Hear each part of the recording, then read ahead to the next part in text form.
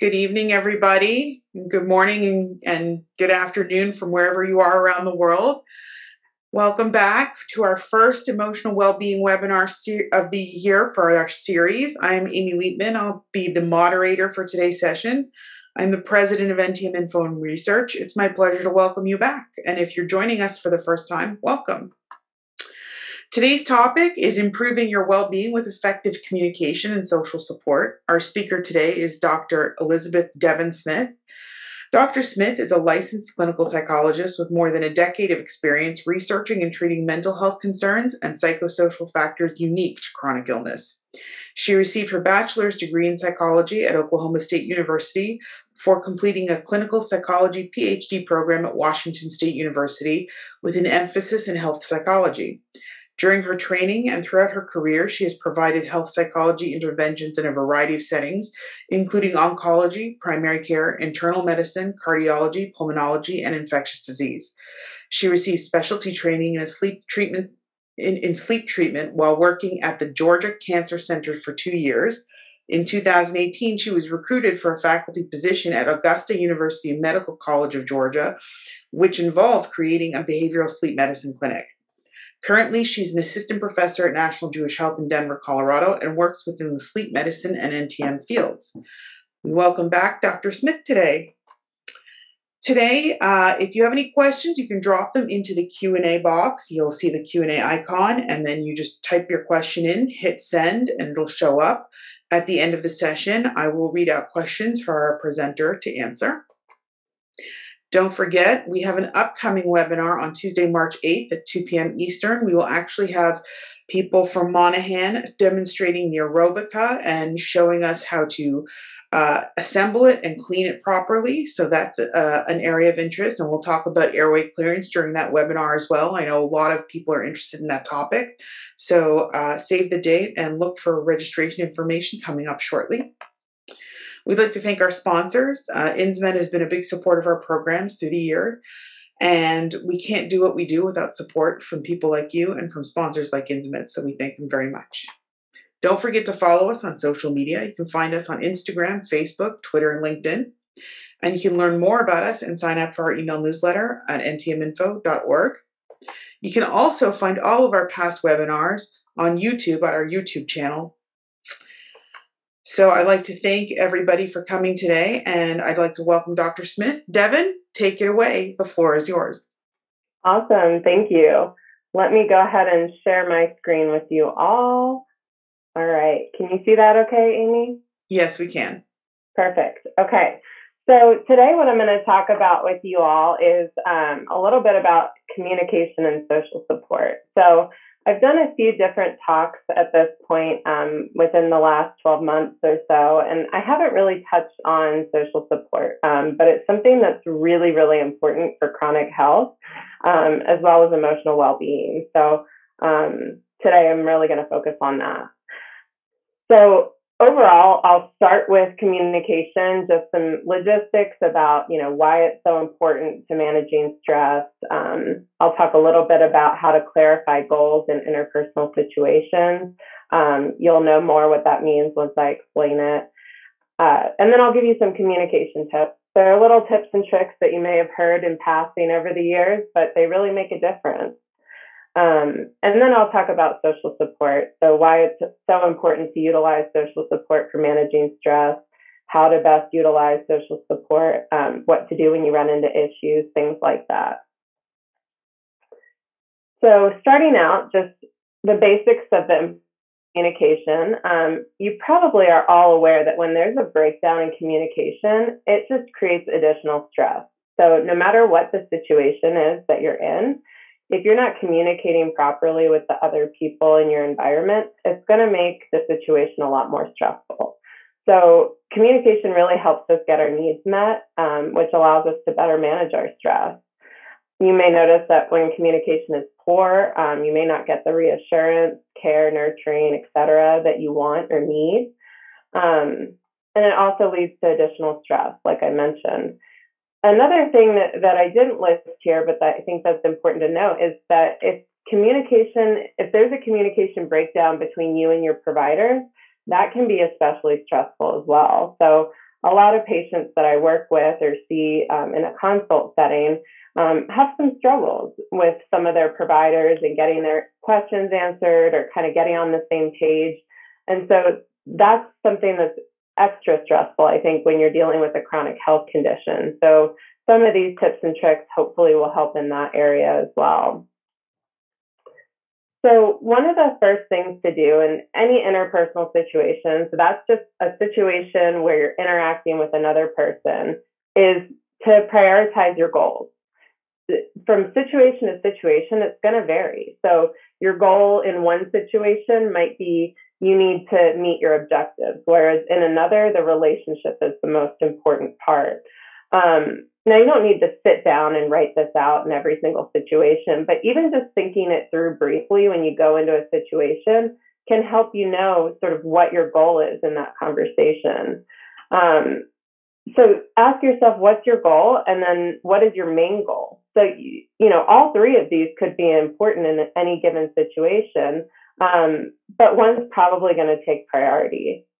So objective effectiveness, that's basically just getting your needs met from the other person, getting questions answered, getting a result that you need, getting the help you need.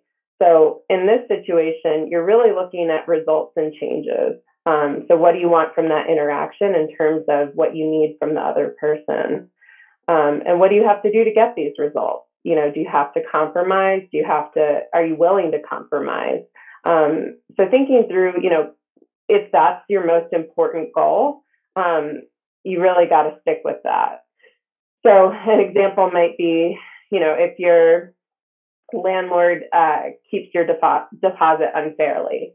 If you're going to talk to your landlord, probably the most important thing in that situation is going to be that your needs are met, that you're, clearly getting what you want from that person.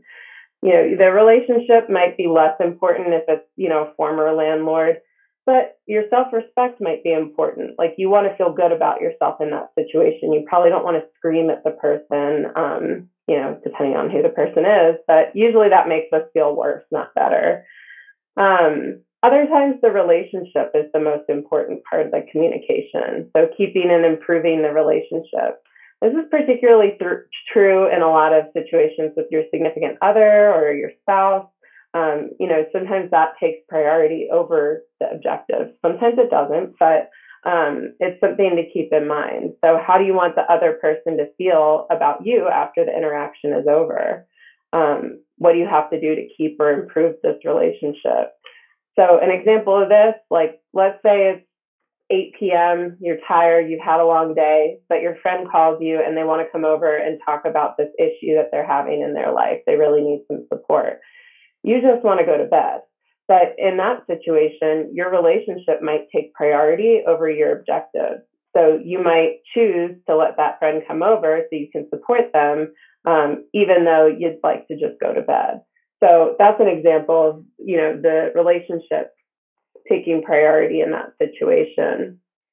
And then last here is self-respect. So this is something that I think is overlooked in a lot of interpersonal situations. Respecting your own values and beliefs. Those are really important. If you're not true to yourself and how you want to represent yourself, you're not going to feel good about situations.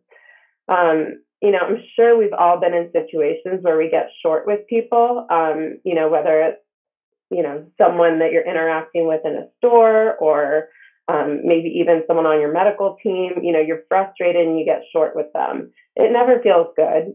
You walk out of that situation feeling like you didn't really hold your values because, most people want to treat other people fairly and kindly.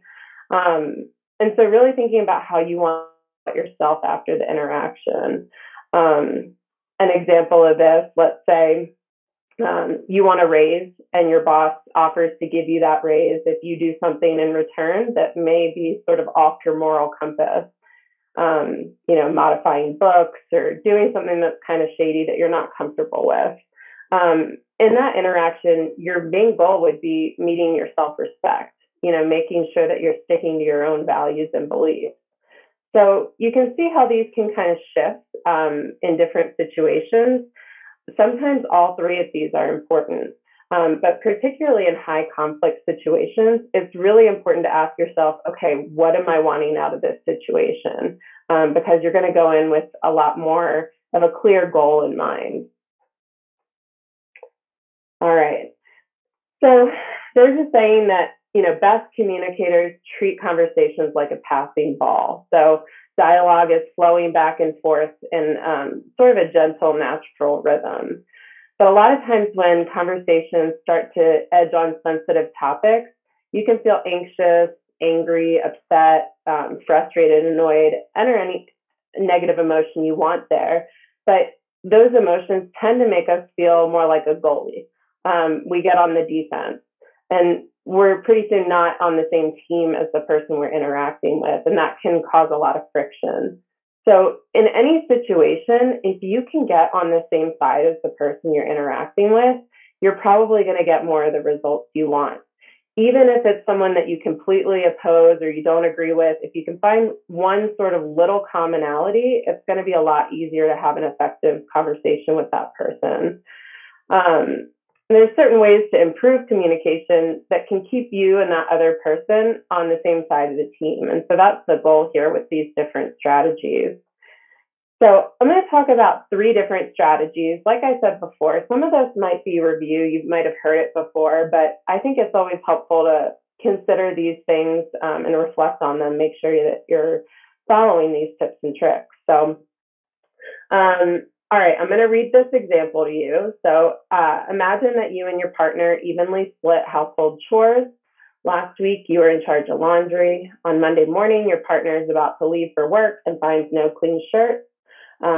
When you explain that you didn't get to the laundry because you didn't feel well over the weekend, your partner leaves the room, sighs, and rolls his or her eyes. You respond by saying, seriously, you act like I'm so lazy when I don't get to everything. You have no sympathy for how hard it is for me to finish things when I'm getting sick. You're driving me nuts. So how do you think your partner would respond or feel in that situation? You all should have the chat box option. So if you just pull that up, I'm curious what your thoughts would be on, what do you think your partner would feel in that situation? So I'll fill in the blank here. Oh, yep. Okay. So someone commented here. Thank you. I find this a lot more enjoyable if we can make this more of a dialogue. Otherwise, it's just me talking. If we were in a room together, I'd love to pick everyone's brains, but this chat box will be the next best thing. Okay. So I'm getting lots of answers now. So blindsided, he'd feel attacked, perhaps defensive, frustrated, definitely feeling attacked. Yeah, it's probably going to start out on the defense, right? So in this situation, see if I can pull up the next slide here. This is a good example of this person using a you statement. So a you statement starts off with the word you, and it tends to come off accusatory and trigger defensiveness. So even if you don't mean to trigger this, it's really hard not to when you start out with like, you didn't do this right, or you always, you never. That's automatically going to trigger defensiveness in the other person. Anytime you can use or reframe it into an I statement, it's going to come across in a more productive manner. So a point here too is that we can't know what another person is thinking or feeling. So you can't see another person's thoughts or feelings, which may sound obvious, but at the same time, a lot of times we feel like we know what the other person is thinking or feeling. At best, we're really just guessing based on cues. So in that situation, your significant other sighing, rolling his eyes, you're making an assumption that he's angry, upset, frustrated, whatever. But we can't see that emotion for sure. We don't know exactly what he's thinking without some further clarification. So to avoid assuming other people's thoughts or feelings, try speaking about yourself. And you can do this in a way that opens up the communication. So asking questions and expressing your own thoughts just by changing you to I. So I feel blank when you blank. It invites conversation rather than confrontation. So you know, I feel I feel guilty when I see you roll your eyes because it makes me feel like you're upset with me. That's going to open a dialogue much more than, you never appreciate what I do, or you have no sympathy for me. That's pointing fingers. And even if that person feels that way, you don't know that without verifying. A good tip here is to avoid saying, I feel that. The word that often conveys a thought, not an emotion. So an example would be like, I feel that you just don't understand what I'm going through. That's a thought. That's a thought that you're having based on the other person, or an assumption. It's not actually an emotion. So always try to place an actual emotion after the words I feel. And it doesn't have to be anything super specific. I mean, sometimes we don't know exactly how we're feeling in that moment. We just know it's negative or unpleasant. So, even just saying I feel upset, or I feel, frustrated, just inserting some sort of emotion lets the other person know where you're coming from. I statements are also really effective and useful to check interpretations and reactions about the other person's thoughts and feelings. So an example of that would be, I see you rolling your eyes and I feel guilty, and I'm wondering if you're upset with me. That's it starts it out in the basis of, okay, this is how I'm feeling. And then it opens it up for their feedback on your interpretation of the event. Even if something seems pretty obvious, like an eye roll and a sigh, you want to double check it. I mean, it's worth making sure that your assumptions are accurate before you move forward with that. So in this example here, if you had to change this you statement to an I statement, so you act like I'm so lazy, I don't get everything done. You have no sympathy for me. You're driving me nuts. How would you change this into an I statement? And use that chat box again. What are some ways that you could reframe that slightly? It doesn't have to be perfect, just some sort of idea of how you could rephrase this to show an emotion or to check an assumption. So I'll give you another hint. Oh, here we go. I think it's a little delayed because I get a bunch of these like right as I'm going to give you guys the clues.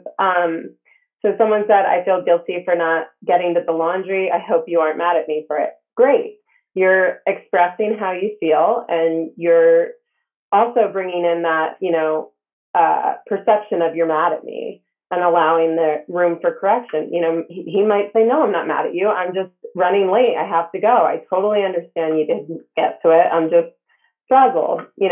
That's a total possibility. Someone said, I don't mean to make you angry. I'm just explaining how I feel. I'm sorry I disappointed you. I love that. That's really earnest. I'm sorry that I disappointed you. You're apologizing for, what you feel guilty about in that situation. I feel sad when you don't have a clean shirt, and sad that I didn't feel well enough to get to the laundry. Absolutely.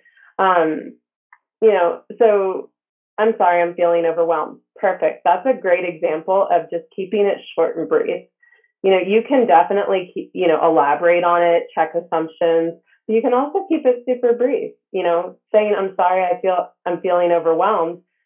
That person's going to have to respond to that somehow. So it's opening up that dialogue. Sometimes if you wanted to check assumptions, saying, if you feel guilty in this situation, why do you feel guilty? Well, maybe it was hearing him sigh, or, the look he gave you, or the eye roll. So sometimes just pointing that out to the person. A classic example is my husband isn't always aware of his facial expressions. So sometimes I'm like, you seem really angry because you're rolling your eyes. And he's like, I didn't even realize I rolled my eyes. So sometimes people just aren't clued into what their face is communicating to other people. And so checking that assumption can be really helpful, because then you're not going to start down a road that you don't even need to go down. All right, so let's talk about the next tip here. So I have another example for you. So in this example, imagine that you and a coworker get lunch together at least once a week. You usually take turns covering the bill, but the last few times you've covered the bill, while walking back from lunch, you casually mention, one of the things that annoys me is when people don't pay me back. However, the next week when you go out to lunch, your coworker still doesn't offer to cover the bill and you end up paying for lunch again. So how would this situation make you feel? Someone said here, facial expressions are key. Totally. And, sometimes people have more awareness into their facial, expressions. Sometimes they have less awareness. So pointing out what you notice can really help. So yeah, in this situation, how would you feel? All right. I see a common theme here. So feeling used, taken advantage of, really upset, maybe disrespected even a little bit, depending on the situation, frustrated. Absolutely. Yep. So someone said, I'm feeling confused. Wasn't our agreement that we should share lunch tab? Perfect. So that's a great way to respond to it, because really what you got to do here is you got to keep the communication open and state what you want. So a lot of times we get caught in this trap of telling others what we don't like or what we don't want, or kind of talking around things, when really the most helpful thing is if we were just direct. I know it's a simple tip, but it's a great one. It never fails to be direct. What you do like or what you do want. I think being indirect is sometimes a way to lessen awkwardness, hoping that if you drop some hints, they'll pick up on it and you won't have to address it directly. But oftentimes it just leads to building resentment, frustration, confusion. Whereas if you just from the get-go kind of cleared the air, got expectations, you were on the expectations, it would decrease a lot of that awkwardness. Just like emotions, we can't assume others will know our expectations and preferences, even when it should be obvious or we've given hints. People can't read our minds. So, if I'm going to pick on my husband more, but if I drop a ton of hints, oh, the dishes are piling up. Oh, we need to do the dishes. Oh, we should do the dishes. There's no guarantee that that's going to equal him doing the dishes, because I didn't outright ask him, hey, can you do the dishes or can you help me do the dishes? So sometimes our hints aren't always obvious to other people. So instead of hinting or saying things you don't like or don't want, be specific and clear about what you want, what you need, what you prefer, and allow the other person to respond. So just because you request something or you give a preference doesn't mean that that person has to meet it. So you also have to be open to the person saying no, but it at least opens the conversation. If you set clear expectations, it can actually set the other person up for success, because they know what you want and how they can be helpful or how they can meet that. So, in that example, maybe you and your friend really never had a conversation about this. Maybe it was just kind of you got into this routine where, every other week you'd switch off, or every week you'd switch off who pays. Maybe that means it's a good time to have that conversation of like, hey, do you want to keep switching who pays? Should we start, just paying for our own? Just getting it out on the table can help clarify that.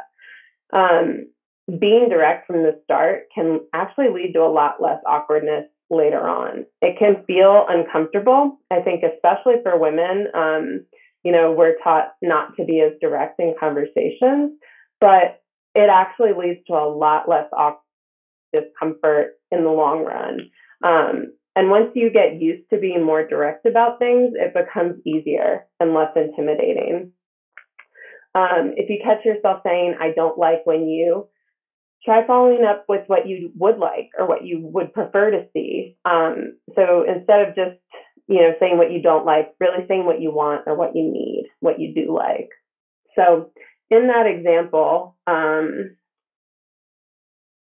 here, how could you change this response from what you don't like to what you would prefer? Someone actually already answered this. So they said, next time it's on you, right?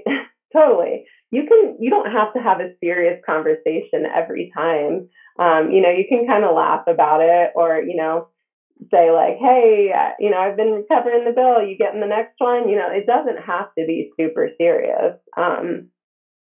Someone said, let's get separate checks.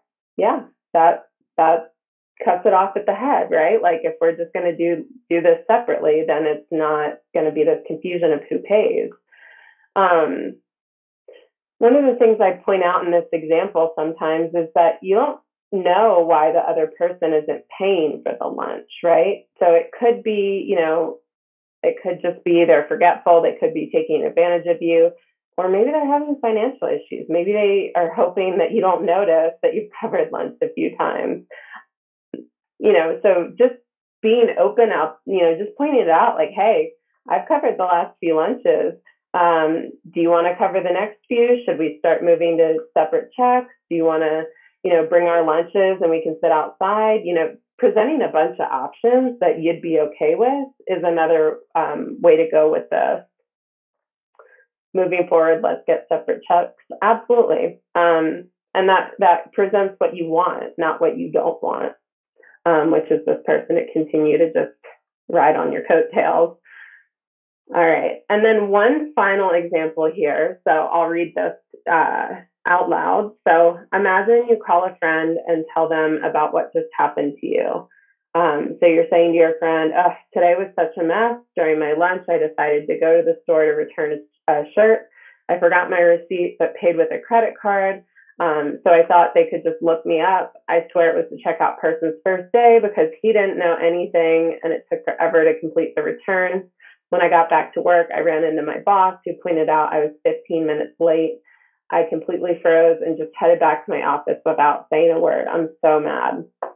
Imagine this friend said, well, maybe next time you shouldn't run errands on your lunch break. How would you feel about that? Is that a helpful piece of advice in that situation? Yeah. So not supported. Absolutely. I mean, when you're going through a play-by-play of something that happened to you, you're venting, right? So feeling betrayed, this person's supposed to be your friend, right? Absolutely. So this cues into the next point, which is build empathy in conversations. So when we make other people feel heard, it goes a really long way. It builds this sense of empathy or the ability to understand where someone's coming from. Someone just said a lack of understanding of what I went through, not helpful, could have been more supportive. Absolutely. That's getting to exactly this issue is, the person wasn't showing any empathy by just blurting out this advice. Didn't show any understanding of the frustration or what you might have went through in that situation. So when we start using active listening and focusing on empathy, it provides this model of how we want to be treated in situations. If you can empathize with a person, it's more likely that they're going to be able to empathize with you. And it goes a long way. So when someone is talking, listen for underlying emotions and validate those feelings and underlying emotions. This is key, especially before you analyze the situation or give advice. So it goes a long way just to throw in like, oh, that sounds so frustrating, or, oh man, that's really tough, versus just launching into how you would have done this or how they should handle the situation differently. I love this piece of advice. Avoid using but, because it basically negates anything you said before that. So think of this and see the difference here. That sounds frustrating, but you shouldn't do that, versus that sounds frustrating and maybe doing it differently would help. At least you're not negating the first part where you're empathizing with the person by saying but. And then advice is typically better received if it's future oriented. So in that situation, in that example, the person had already kind of messed up, right? They came back 15 minutes late, whatever. Providing advice in that situation that's based on past actions probably isn't going to be super helpful. So how might your friend respond to make you feel heard while also maybe giving you a piece of advice? that would actually be useful. Oh, and someone said, although that friend might be smart, the friend was looking for a supportive friend, not one that tells her what she should or shouldn't do. Absolutely. And that's going to actually get into this next piece that we're going to talk about with social support, because some people in our lives are better at providing advice, whereas others are better at, that emotional understanding. In this situation, if the first response is like, maybe you shouldn't run errands during lunch, they're probably not great with emotions. Yep, I love this. So sometimes I just ask if they are venting or do they want me to try to offer advice to solve an issue. That's great. One of my friends has recently started doing this, and I love it. So, she'll ask me, okay, do you want to just complain? Do you want to just vent, or do you want my opinion on this? And it really actually sets up the conversation nicely. So I think that's a great idea to ask people, like, what are you looking for in this situation? Okay, so someone said, I can understand how aggravating that was.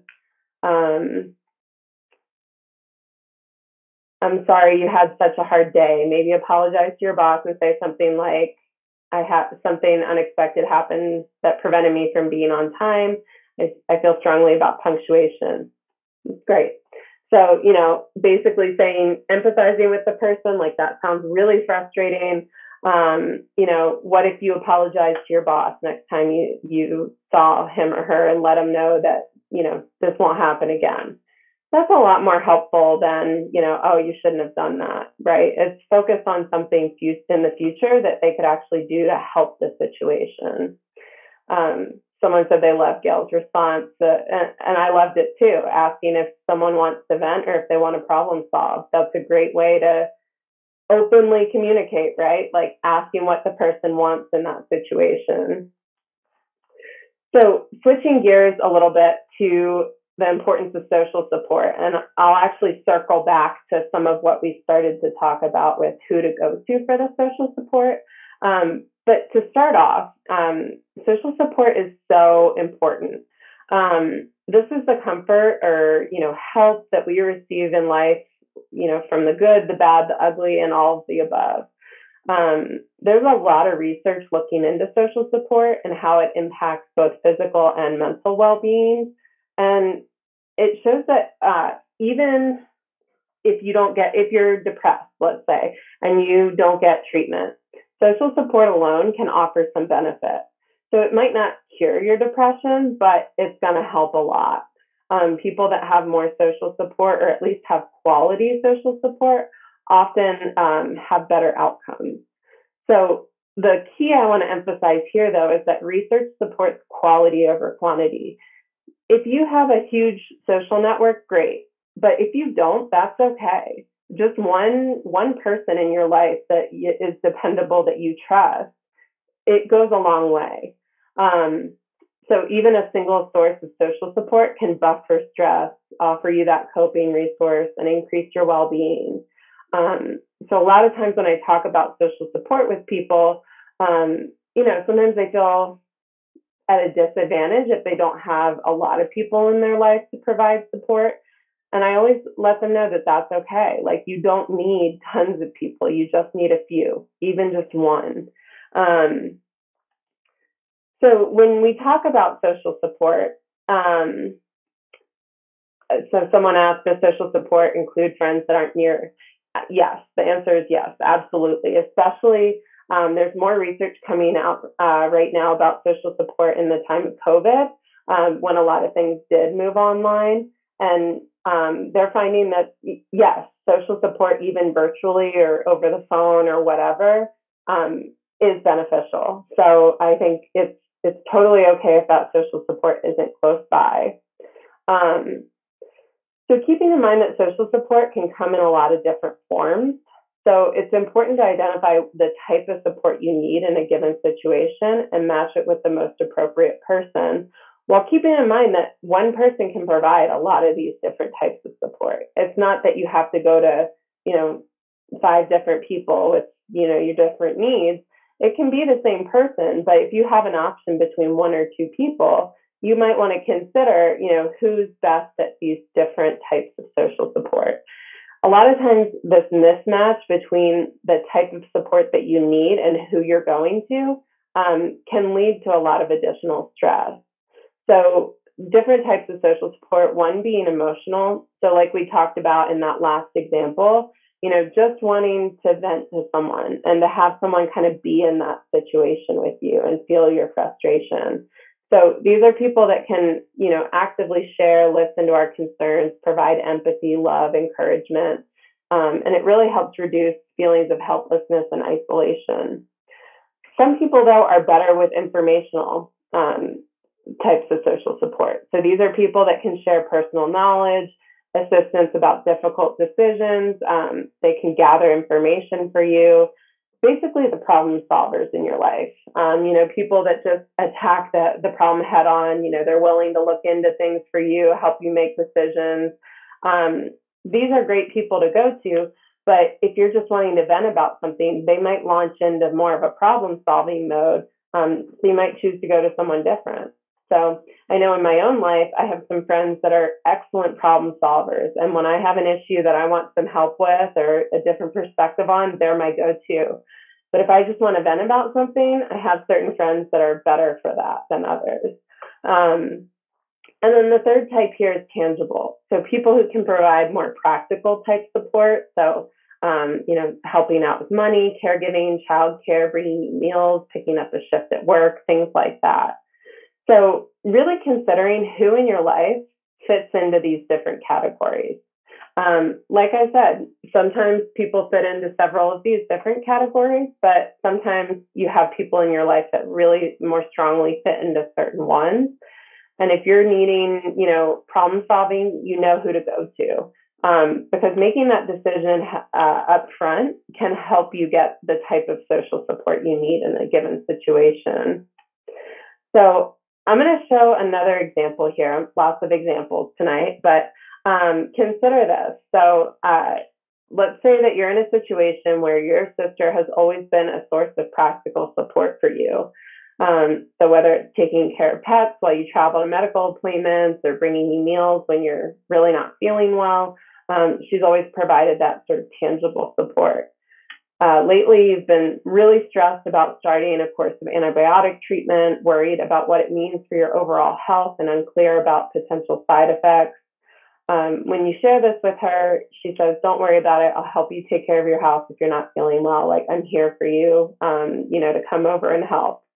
So in that situation, what type of social support is your sister providing you? And just as a reminder, is she providing tangible, informational, or emotional in that situation? Okay. So pop quiz time. Yeah, good. All right, everyone gets it. Everyone said tangible. Yeah. She's providing tangible support, right? She's offering to come over, help out when you're not feeling well, which is so kind, right? It's not that you don't appreciate that, but based on what you're sharing with her and what the stressors are, what type of social support do you think would fit better? Or what type of social support would be most helpful? Emotional. Mm-hmm. Yep. Another emotional. Informational. Yep. Emotional and informational. Yeah. So there's no right or wrong answer with this. It's, a little bit open-ended, but I think it really depends. So, there's two situations here: being scared about what it means for your health. Emotional, that would be the best type of support there. But then unclear about possible side effects. Someone could help you look into that. That's a type of informational support that might be helpful in that situation. So you kind of understand question 3 then, how could additional types of support decrease stress? Well, probably emotional and informational would be helpful in this situation. So just keeping in mind who in your life, would you go to in that situation? Like if you needed that emotional support or you needed that that informational type help. Like, who would you go to for that? Having an understanding of that would be really, really helpful. Someone said those 3 social supports remind me of love languages. Yep. So, for example, I give the emotional support to my fiance, and he's definitely my tangible and informational support. Yep. I used to think love languages was kind of like pseudoscience-y, but I was wrong because it's actually based in a lot of research. And so love languages are pretty cool. But yeah, definitely, matching up the type of support with the person's abilities too, because not everyone is in tune with the emotional part of things. So, maybe you wouldn't go to someone with that emotional side if that's not really in their repertoire. Okay. And then the last piece here, just enhancing the quality of your social support network. So, like I've kind of harped on throughout this, asking for what you need is key. But also, sometimes even when we're asking for what we need, we still might run into issues. So, if you find yourself having trouble getting the social support you need, like you feel like you're just isolated or you're not really getting the support that you want or need, ask yourself a few of these questions. So, one, are you willing to ask for help? A lot of us aren't. We feel like we should do it on our own. And so just asking yourself if that's something you're willing to do. But also, are you willing to receive help? So sometimes we ask for help or advice and then we get it and we're not really willing to listen to it or follow it. So really looking at, okay, if I get this help, am I going to accept it? If someone says, I would love to bring you a few meals this week, and you say, oh no, it's okay, like I got it, at that point, you're really not willing to receive the help that may be beneficial to you. Am I afraid to ask others? Are you worried about, putting others out? Are you asking the right person? So just like we talked about with the different types of social support, are you looking for support from the wrong person? Sometimes we withdraw from others when you're stressed. So asking, am I withdrawing because I'm stressed out? Am I calling my friends less? Am I talking to my significant other less? Is this a product of me pulling away versus not getting the support that you need? And then, am I willing to be assertive and set limits? That's a huge one. I didn't go into that a lot today. I could probably have my own separate talk on setting limits and boundaries. But that's equally important for your social support, is being able to say no, or being able to say like thanks but no thanks. Setting limits for yourself so that you're not just taking in a ton of extra things when it feels overwhelming. Challenging any unhelpful thoughts that might be preventing you from getting the support you need.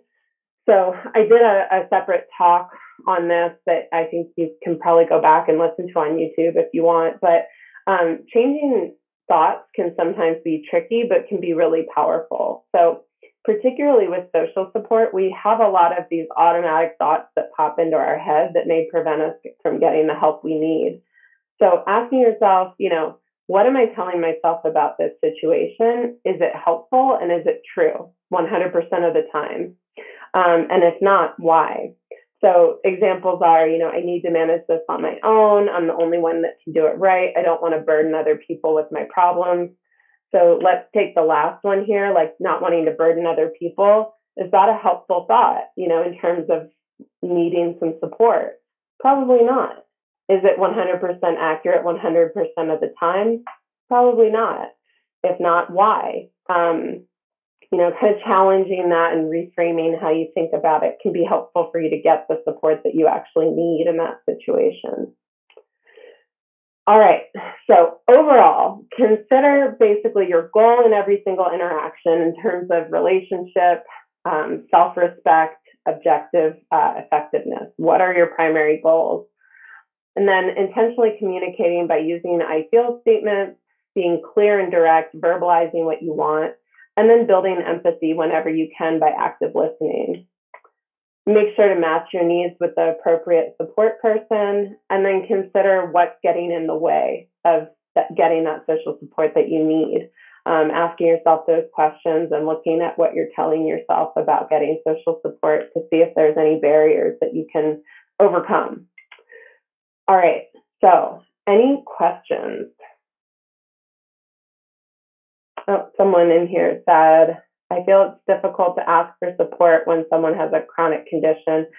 Yep, because we're always going to feel sick, but we know it gets tiring to hear it for people. Is that true? Do people, depending on who you talk to, do they truly get tired of it?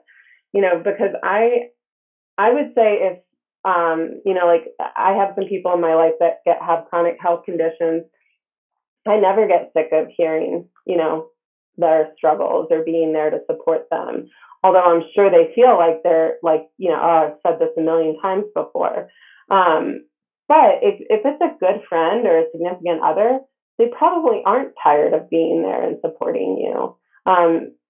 So that's just something to consider. Although I totally get what you're saying and where you're coming from, because it's not a situation that's going to, change since it's chronic.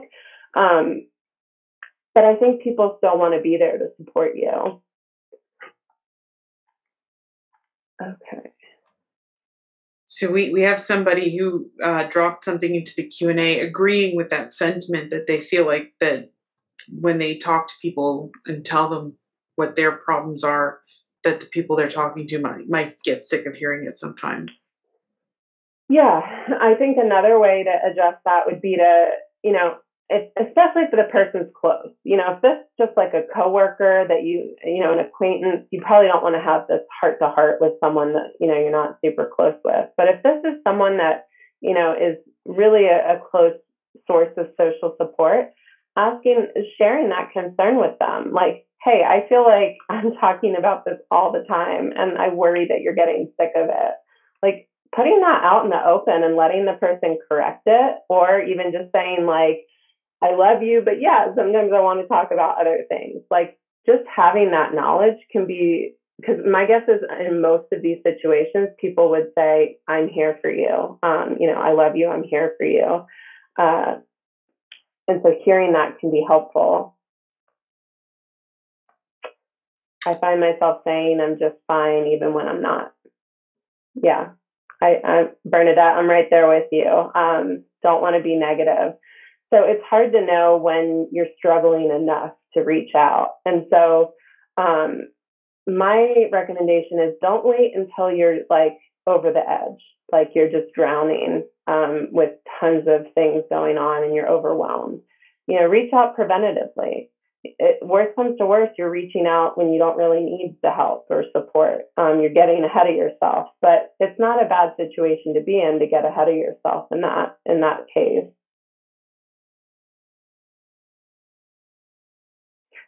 Yep.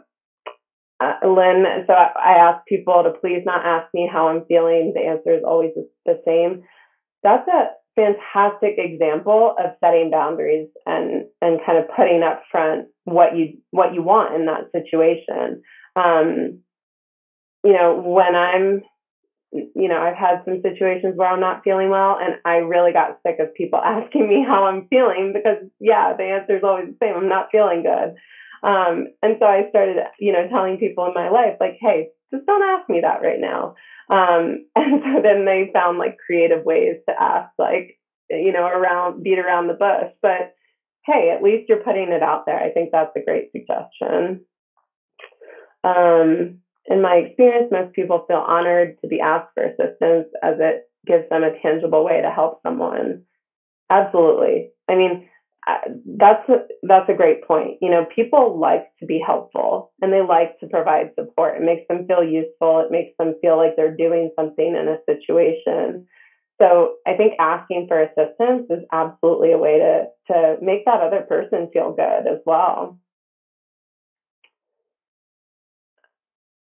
All right. Getting older, in my 60s, I've lost my best friend. She was your number one emotional supporter. Okay. Yep. So losing friends, that is incredibly painful, to lose friends like that.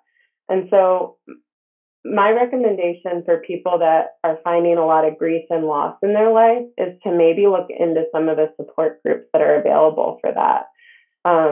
It's not going to replace close friendships. That's a painful part of life, is losing people you care about, but it can connect you with other people that are going through something similar, which can be really powerful. So there's a lot of different grief social support groups that I typically recommend to people, especially if you're dealing with a lot of loss back to back to back.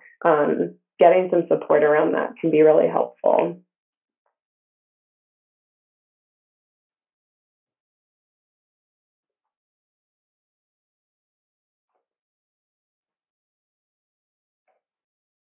Does anybody have other comments, questions,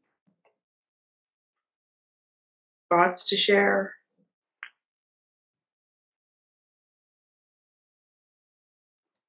I think this is a very helpful and informative presentation for a lot of people. Communicating with providers. Okay, here's a good topic. Yeah. So I think getting back to, let me try to scroll back through some of my slides here. I think going in with clear, I could probably do a whole presentation on this as well, but going in with clear goals in mind is really helpful. So I always recommend to my patients, make a list of your questions and highlight your top 3. What do you want to leave? You don't want to leave that meeting or appointment without having these questions answered. Because as I'm sure you're all aware or you've experienced, sometimes doctors don't have time to answer every single question you have. So trying to prioritize your prioritize your needs and your questions can be really helpful. And don't forget the importance of the relationship. Your relationship with a medical provider is a type of relationship. So considering how you can best, get some of these needs met while also protecting that relationship you have with your provider. So sometimes I work with people who they're really at a kind of standoff with their provider. The provider is wanting them to do something, but they don't want to do it. My recommendation in situations like that is always to explain yourself to your provider. So I think sometimes the perception can be that this person is, you feel like you're just not being heard or understood. Explain yourself to the provider. Tell them, why you don't want to do something or what your concerns are or what's getting in the way. And it's also okay, this self-respect. It's okay to say no. Ultimately, you are in charge of your body. And so if there's something you truly just don't want to do, you have the right to say no. A doctor told me he likes when patients bring in written lists of questions. More is covered in a shorter amount of time.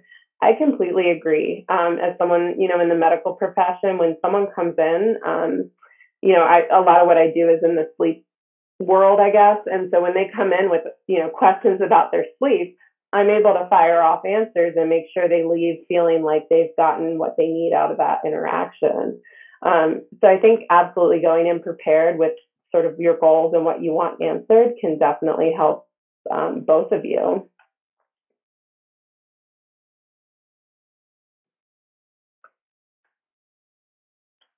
Yeah. So writing questions down, feeling like you forget the important ones because you feel rushed. Yep.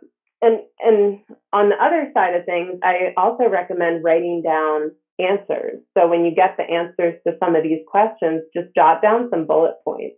I've recommended this to my mom because she'll come back from doctor's appointments and be like, oh, I don't actually know what he said. And I'm like, okay, well, we're going to start writing down, the information that you got. Because especially if you're asking a lot of questions and getting a lot of information, you can leave the appointment feeling pretty overwhelmed and you forget that information more quickly when you're overwhelmed. So just like you'd write down some questions beforehand, also jot down some notes as you're in the appointment.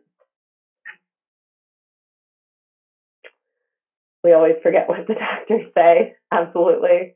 Well, doctors let you record the appointment. That's a great question. So There are different laws in different states, and other people could probably speak to this more than I can, but I know, like in California, you can't record without the other person's permission. In Colorado, you can, but just for, in terms of this relationship goal, I would always just ask, like, if someone asks me, like, hey, can I record this so I can listen to it later? I say, absolutely. I welcome that. But just be upfront about it. Say, like, explain why you're wanting to record it so that they're not, just being open about it. So it's not like you're trying to sneak something in here. You're just wanting to record it so you can listen back to it later and get the information. I've also had my mom ask that question because a lot, especially for important medical appointments, like we want to know the answers to these questions, and recording it lets us do that. Yeah, I always ask, and I've never been told no. I wouldn't think any provider would mind that, but always safer to ask.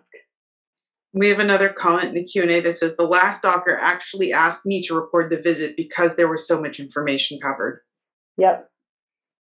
I think that's a great point and a great, and especially if it's something that tends to be an emotional visit. Like, so if you're getting news about surgery, about treatments, about, anything that carries some emotional weight, it's going to be, your emotions are going to be heightened, and that actually breaks down your memory a bit. So yes, recording can be really important in situations like that.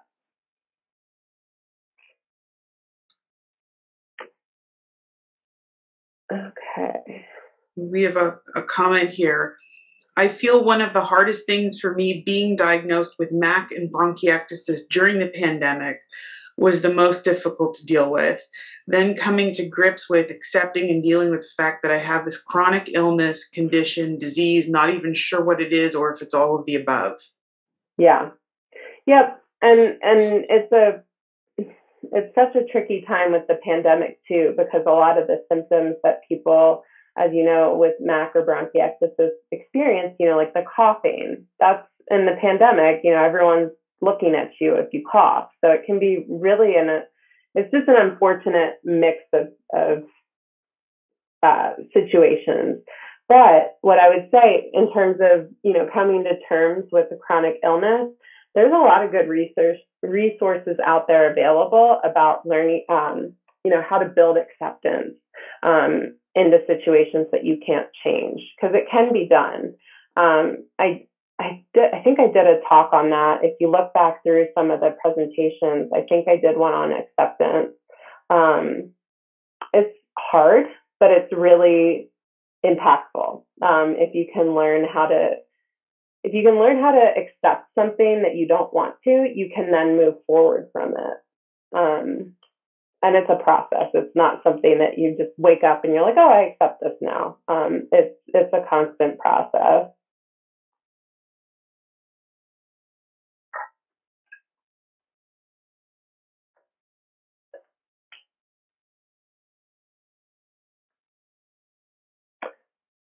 I wanted to comment that we do have online support groups, and even if there's not one in your geographic area, we can put you into an online support group. So I'm going to put something into the chat now, an email address, so you can email us if you want to join an online group. Email us, and we will put you into a group. A lot of them meet monthly, and a lot of people are finding it very helpful. They meet on Zoom. So it's a good way to keep connected with other patients and find support from each other. I really second what Amy said. I think support groups are so helpful. And I always tell patients, like, try it. Just try it. Just go to one. Like, even if you don't think the support group's for you, that's okay if it's not. You can still go and see if it's, it won't hurt to try.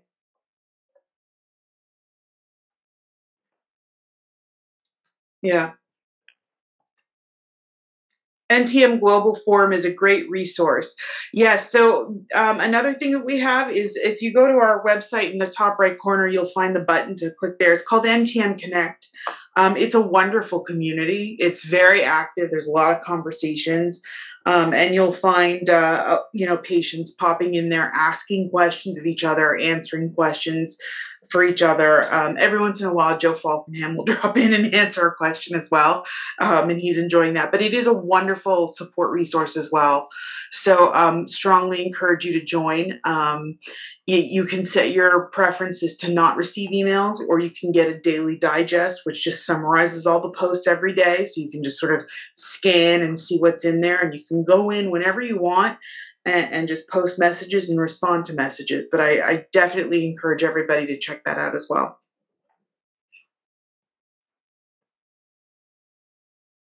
Yeah, and something I forgot to really mention in this presentation is that you have a great opportunity of getting support through this network. So, I might be biased, but I think, this is a great resource, and I encourage people to use it.